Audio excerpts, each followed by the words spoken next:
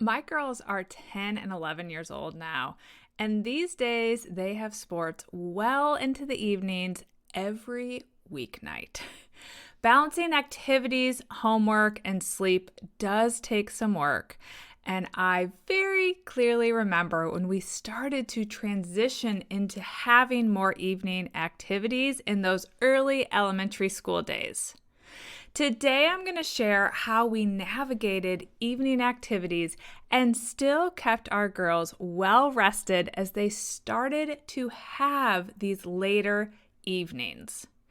If you have a child in early elementary school and you're starting to do the activities and sleep dance, this episode is for you.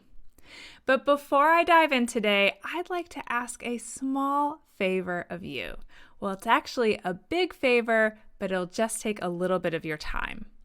If my podcast has helped you in any way, will you please take a moment to hop over to Apple and/or Spotify right now and rate and review How Long Till Bedtime? Those ratings truly help us reach more parents with this free resource. And being able to reach more parents is what fuels us to keep coming up with new ideas and producing new episodes. Thanks in advance for your support. Hi, I'm Allison, Egidi, a pediatric sleep and wellness coach and a mom of two. I love to help parents find solutions. This is How Long Till Bedtime.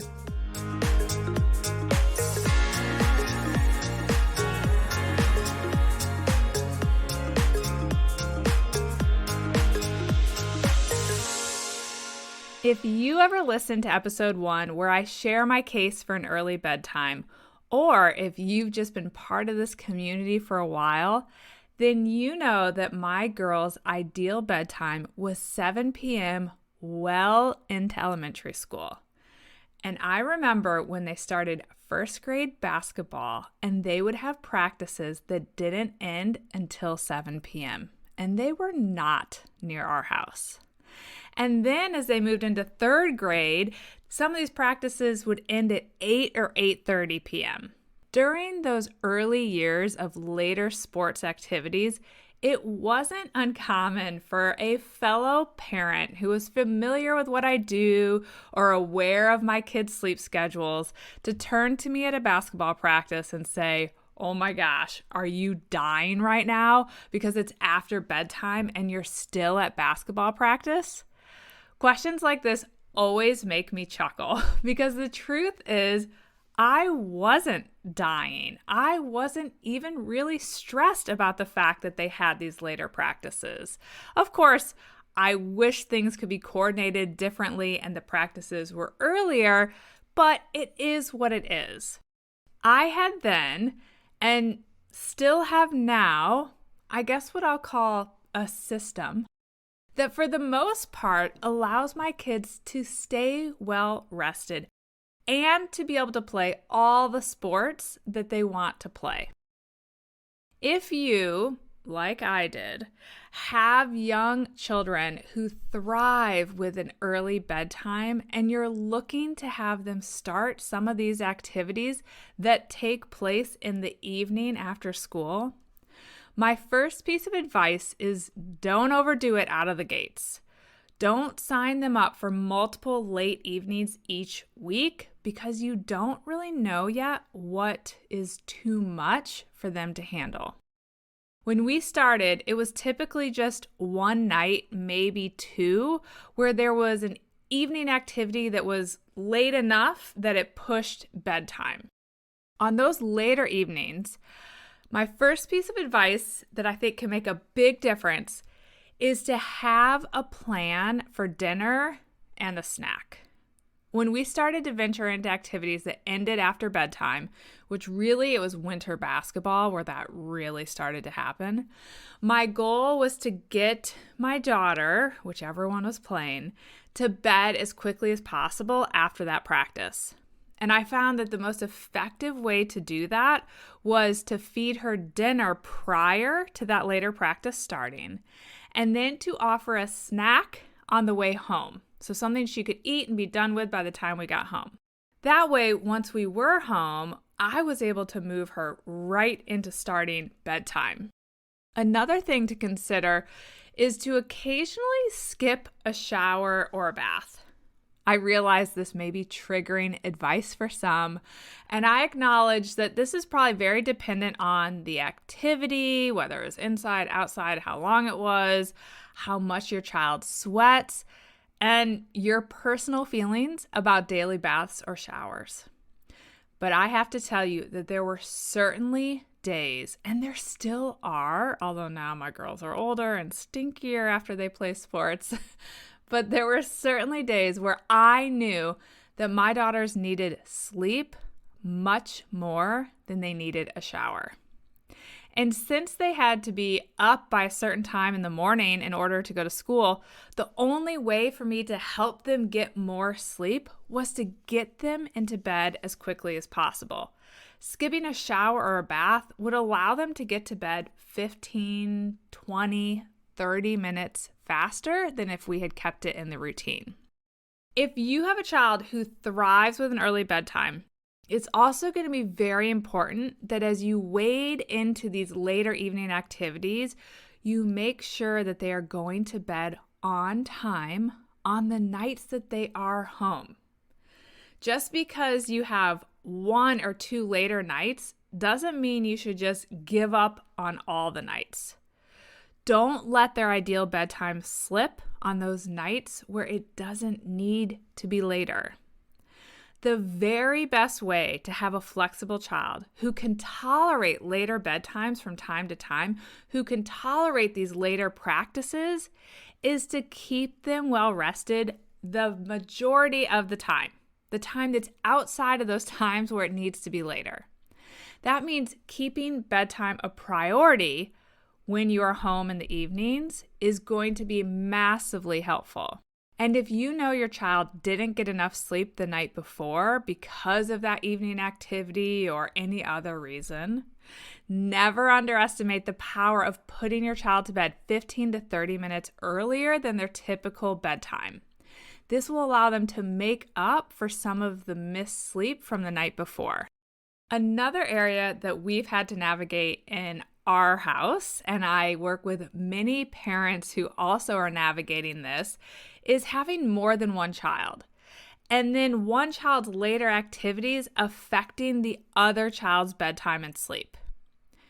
When you are able, divide and conquer. This is something my husband and I still try to do.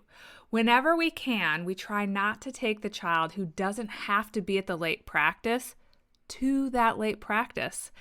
That way they can be home and get to bed on time. Of course, this isn't always possible. My husband travels quite a bit for work. So sometimes when he's gone, I am able to coordinate a carpool that allows me to get back home and put my other daughter to bed and someone else to bring the one at practice home later. But there are definitely times where there isn't someone from my neighborhood at that practice and the other child needs to tag along with me.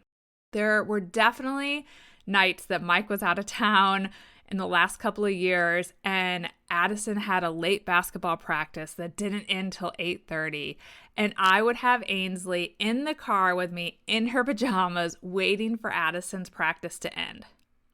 But even there, by having her all ready for bed, I was able to then come home and easily shift to putting her right to bed. So when you can, divide and conquer. And when you can't and you have to drag other children along to these later practices, be strategic about your planning. What can you do to have them ready to get home and get to bed as quickly as possible?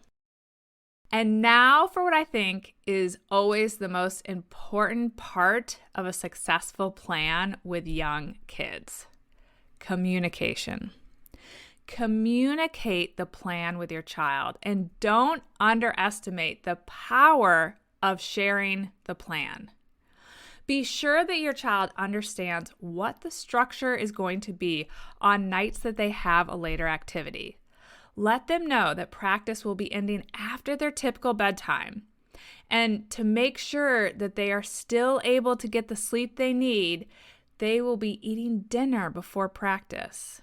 And that you'll be giving them a snack to eat on the way home so that they can start bedtime right when they get home. Let them know if you're going to skip that shower or bath. Let them know that after a late practice, you're going to have to head straight home.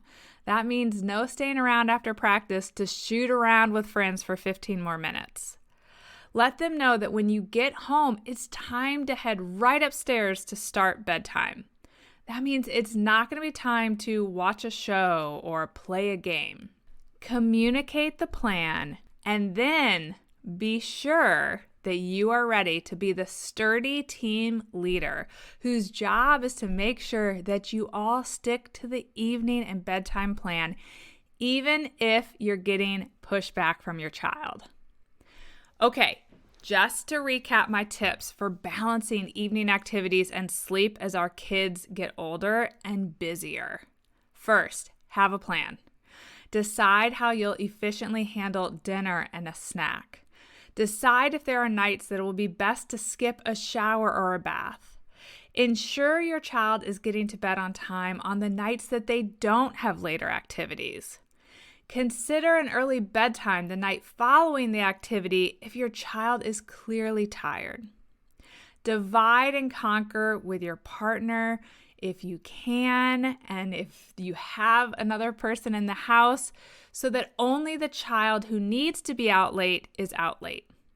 And finally, communicate the plan with your child and be the sturdy team captain who sticks to the plan. Here's to all my fellow parents who are starting their season of feeling like an Uber driver in the evenings. And here's to having a good plan to keep our children well rested. Cheers! Bye for now. Thank you for listening to How Long Till Bedtime.